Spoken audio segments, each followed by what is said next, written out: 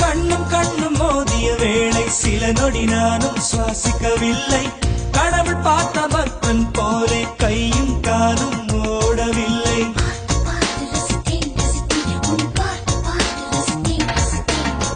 தேவதையும் பேருந்தில் வருமா கனவா நனவா தோன்றவும் இல்லை. நல்ல வேளை சிறகுகள் இல்லை, நானும் அதனால் நம்பவில்லை.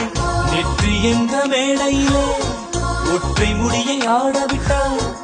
ஒற்றை முடியில் என்னை கட்டி உச்சி வயலில் தூக்கிலிட்டாள். மனதில் இத்தனை ரணமா, அடவலியில் இத்தனை சுகமா?